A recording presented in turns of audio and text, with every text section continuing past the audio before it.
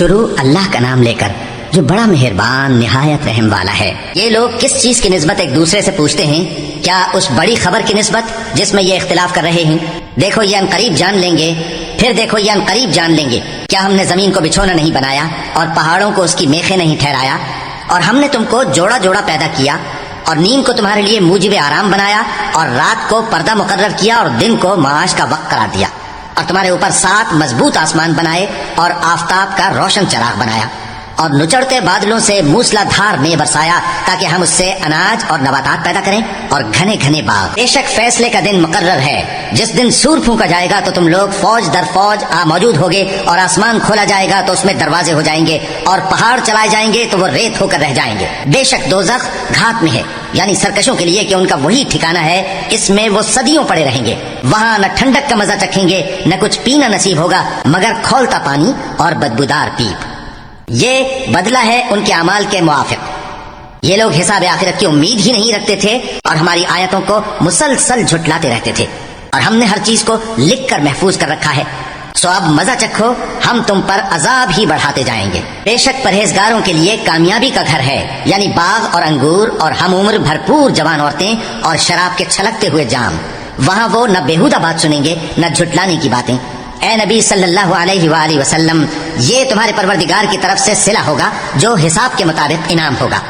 وہ پروردگار کہ جو کچھ آسمانوں اور زمین میں اور جو ان دونوں کے درمیان ہے سب کا مالک ہے، بڑا مہربان ہے، کسی کو اس سے بات کرنے کا یارہ نہ ہوگا۔ جس دن جبریل امین اور دوسرے فرشتے صف باندھ کر کھڑے ہوں گے تو کوئی بول نہ سکے گا مگر جس کو رحمان اجازت بخشے اور وہ بات بھی درست ہی کہے۔ یہ دن برحق ہے، بس جو شخص چاہے اپنے پروردگار کے پاس ٹھکانہ بنا لے۔ ہم نے تم کو عذاب سے جو قریب آنے والا ہے آگاہ کر دیا ہے، جس دن ہر شخص ان اعمال کو جو اس نے آگے بھیجے ہوں گے دیکھ لے گا، اور کافر کہے گا کہ اے کاش میں مٹی ہوتا۔ شروع اللہ کا نام لے کر جو بڑا مہربان نہایت رحم والا ہے۔ ان فرشتوں کی قسم جو ڈوب کر کافروں کی جان کھینچ لیتے ہیں، اور ان کی جو مومنوں کی جان آسانی سے نکالتے ہیں، اور ان کی جو تیرتے ہوئے جاتے ہیں پھر لپک کر آگے بڑھتے ہیں، پھر دنیا کے کاموں کا انتظام کرتے ہیں کہ وہ دن آ کر رہے گا جس دن وہ زلزلہ آئے گا، پھر اس کے پیچھے اور زلزلہ آئے گا۔ اس دن لوگوں کے دل خوف زدہ ہوں گے اور آنکھیں جھکی ہوئی۔ کافر کہتے ہیں کیا ہم الٹے پاؤں پھر لوٹیں گے؟ بھلا جب ہم کھوکھلی ہڈیاں ہو جائیں گے تو پھر زندہ کیے جائیں گے؟ کہتے ہیں کہ یہ لوٹنا تو سراسر نقصان کا لوٹنا ہوگا۔ تو بس وہ ایک ڈانٹ ہوگی، اس وقت وہ سب میدان حشر میں آ جمع ہوں گے۔ بھلا تم کو موسیٰ کی حکایت پہنچی ہے جب ان کے پروردگار نے ان کو پاک میدان یعنی طویٰ میں پکارا اور حکم دیا کہ فرعون کے پاس جاؤ کہ وہ سرکش ہو رہا ہے، پھر اس سے کہو کہ کیا تو چاہتا ہے کہ پاک ہو جائے اور میں تجھے تیرے پروردگار کا رستہ بتاؤں تاکہ تجھ کو خوف پیدا ہو؟ غرض انہوں نے اس کو بہت بڑی نشانی دکھائی مگر اس نے جھٹلایا اور نہ مانا، پھر لوٹ گیا اور تدبیریں کرنے لگا۔ سو اس نے لوگوں کو اکٹھا کیا، پھر بلند آواز سے بولا، سو کہنے لگا کہ تمہارا سب سے بڑا مالک میں ہوں۔ تو اللہ نے اس کو دنیا اور آخرت دونوں کے عذاب میں پکڑ لیا۔ جو شخص اللہ سے ڈر رکھتا ہے اس کے لیے اس قصے میں عبرت ہے۔ بھلا تمہارا بنانا مشکل ہے یا آسمان کا؟ اللہ نے اس کو بنایا، اس کی چھت کو اونچا کیا، پھر اسے برابر کر دیا، اور اسی نے رات تاریک بنائی اور دن کو دھوپ نکالی، اور اس کے بعد زمین کو پھیلا دیا۔ اسی نے زمین میں سے اس کا پانی نکالا اور چارہ اگایا اور اس پر پہاڑوں کا بوجھ رکھ دیا۔ یہ سب کچھ تمہارے اور تمہارے مویشیوں کے فائدے کے لیے کیا۔ پھر جب وہ بہت بڑی آفت آئے گی اس دن انسان جو محنت وہ کرتا رہا یاد کرے گا، اور دوزخ دیکھنے والے کے سامنے لا کر رکھ دی جائے گی۔ اب جس نے سرکشی کی اور دنیا کی زندگی کو مقدم رکھا تو اس کا ٹھکانہ دوزخ ہی ہے، اور جو اپنے پروردگار کے سامنے کھڑے ہونے سے ڈرتا اور نفس کو بیجا خواہشوں سے روکتا رہا تو اس کا ٹھکانہ بہشت ہی ہے۔ اے پیغمبر صلی اللہ علیہ وآلہ وسلم، لوگ تم سے قیامت کے بارے میں پوچھتے ہیں کہ اس کی آمد کب ہے، سو تم اس کے ذکر کی طرف سے کس فکر میں ہو؟ اس کا منتہا یعنی واقع ہونے کا وقت تمہارے پروردگار ہی کو معلوم ہے۔ جو شخص اس سے ڈر رکھتا ہے تم تو اسی کو ڈر سنانے والے ہو۔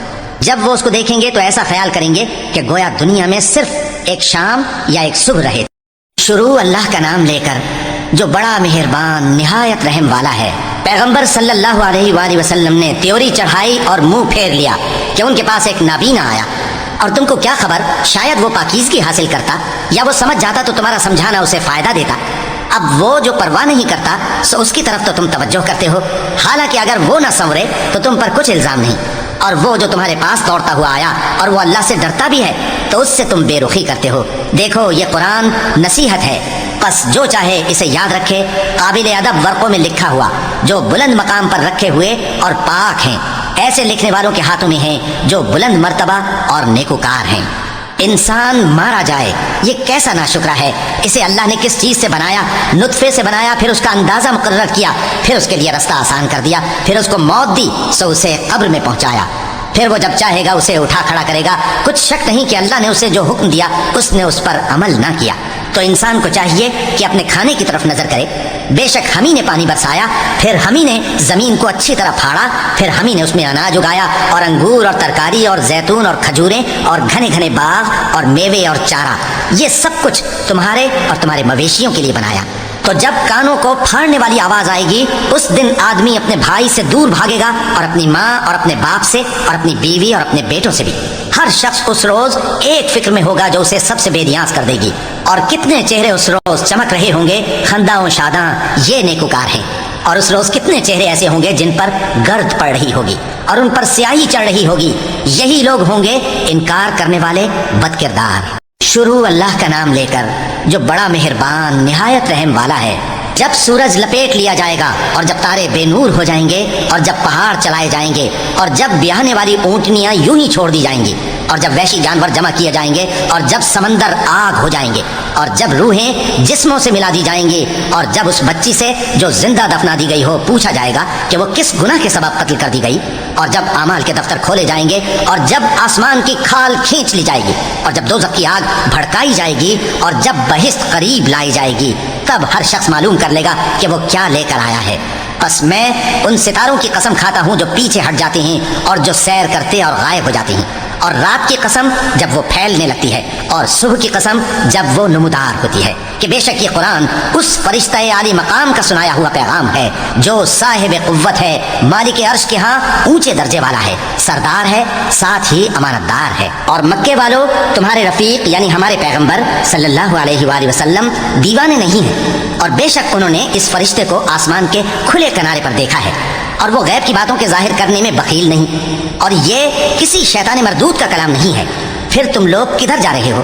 یہ قرآن تو تمام جہانوں کے لیے نصیحت ہے، یعنی اس کے لیے جو تم میں سے سیدھی راہ چلنا چاہے، اور تم لوگ کچھ بھی نہیں چاہ سکتے مگر وہی جو اللہ رب العالمین چاہے۔ شروع اللہ کا نام لے کر جو بڑا مہربان نہایت رحم والا ہے۔